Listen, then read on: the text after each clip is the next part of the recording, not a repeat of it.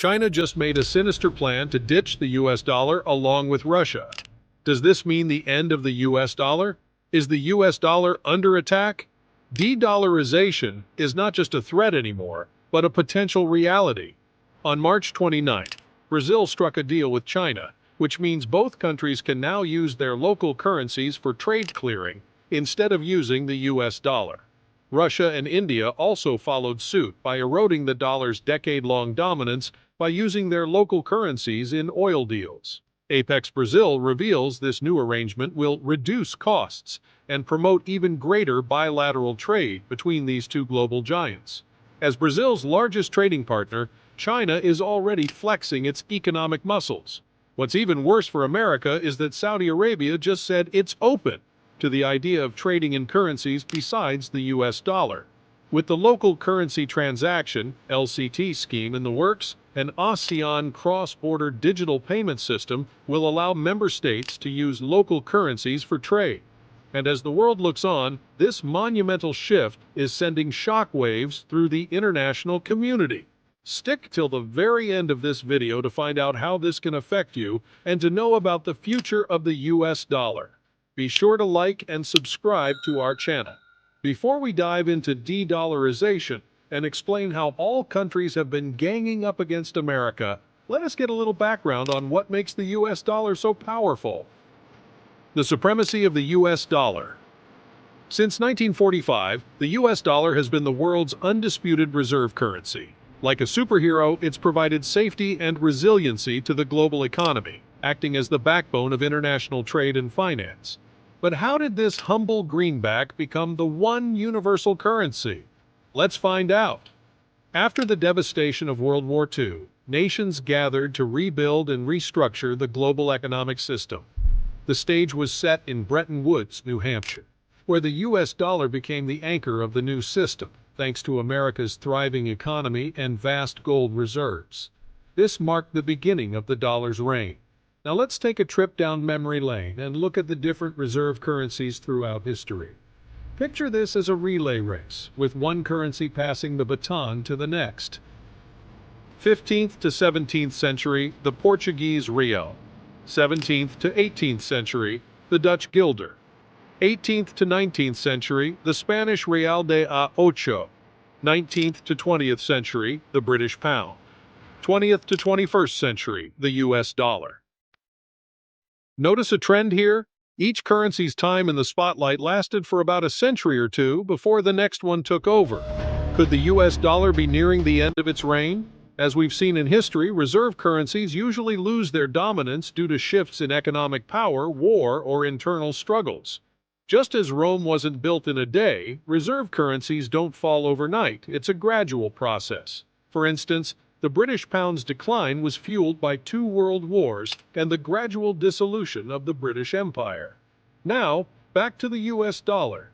Its safety and resiliency lie in the sheer size and power of the American economy, political stability, and the country's deep, liquid financial markets. These factors made it an attractive safe haven for investors during times of crisis. But things have started to take a turn now. As global power dynamics shift and countries like China and Russia challenge the US's dominance, we might be witnessing the early signs of a changing global currency landscape. There is a huge risk looming over us. What exactly are China and Russia doing? Just before the merciless invasion of Ukraine by Russia in 2022, many suspected that China might back Russia, and this collaboration could be devastating. Both countries want to diminish the world's dependence on the US dollar for international commerce and finance. After the war began, the US imposed various bans on Russia, and consequently, Moscow found itself unable to conduct transactions in dollars and euros, the titans of global currencies. And thus, Russia had to look for alternatives to manage its reserves and trades. Now the country couldn't just go with any currency. They were looking for 2 key things. 1. Stability, and 2. An issuer which would not be against it, thus free from the sanctions' grip. So only 3 options remained: the Indian rupee, South African rand, and the Chinese yuan. In a desperate attempt to survive, Russia turned to the Chinese yuan. But who knew this could one day be troublesome for America? According to a study by Bloomberg, Ruble-yuan trade volume began to skyrocket after the Russian invasion of Ukraine. This was not just any coincidence.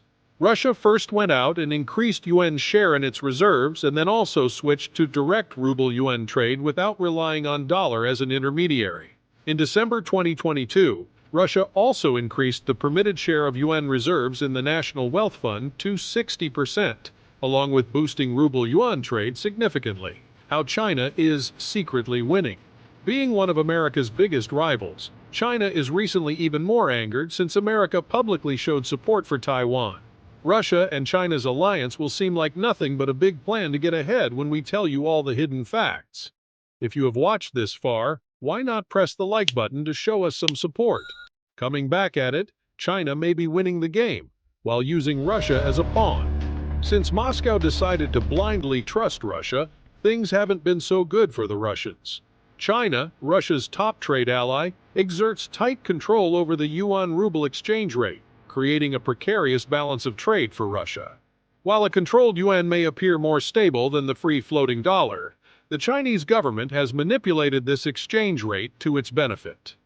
For example, right after the invasion commenced, China relaxed yuan controls, letting the plummeting ruble fall even faster, which ultimately made it pricier for Russia to buy Chinese goods. In essence, China could, at any moment, decide to make Chinese imports exorbitantly expensive and Russian exports to China far cheaper.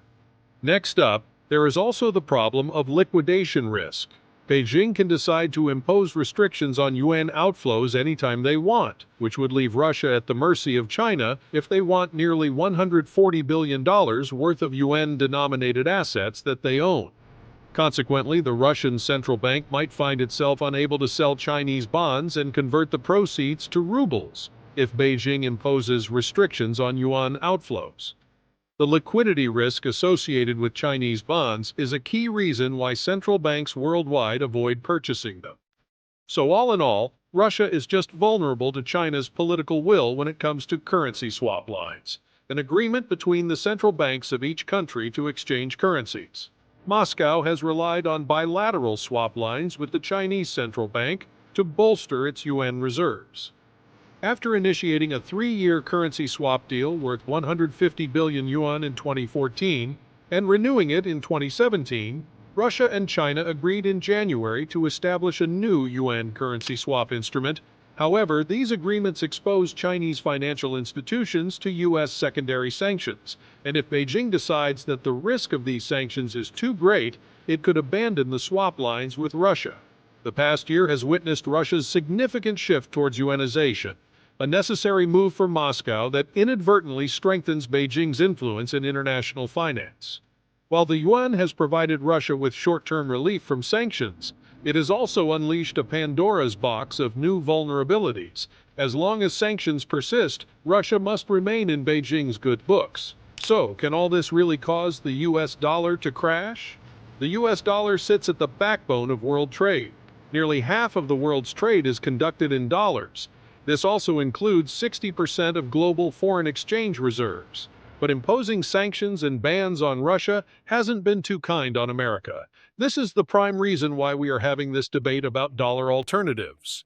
As we dive into the question of whether or not USD can go down, it's important to understand how money moves across borders.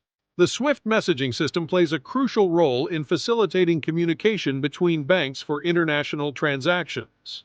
Combined with chips and Fedwire, these systems cover almost all dollar-denominated international transactions. However, Russia and China have developed alternative systems called SPFS and CIPs in response to sanctions, but these alternatives still fall short of challenging the dominance of SWIFT, chips, and Fedwire. Other countries like India, Indonesia, Brazil, and South Africa are also exploring ways to reduce their reliance on the SWIFT system. A simple look at the graph above shows us how chips and SWIFT transactions dominate the market currently. But wait, don't be at ease just yet. According to an estimate, the volume of transactions through CIPS has gone up by 50% this year and is increasing at a rapid rate. Moreover, credit and debit card schemes like Visa, MasterCard, and American Express face competition from China's UnionPay. With Visa and MasterCard suspending services in Russia, UnionPay has emerged as one of the few options for cross-border transactions.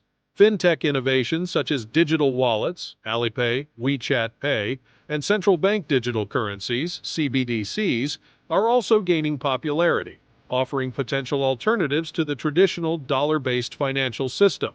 CBDCs could help countries bypass SWIFT and develop an alternative financial architecture. While the US dollar remains the dominant currency for international payments, threats are looming on the horizon. To maintain its position, the US must lead with allies in technological innovation and engage more actively in global standard-setting organizations like G20 and the IMF.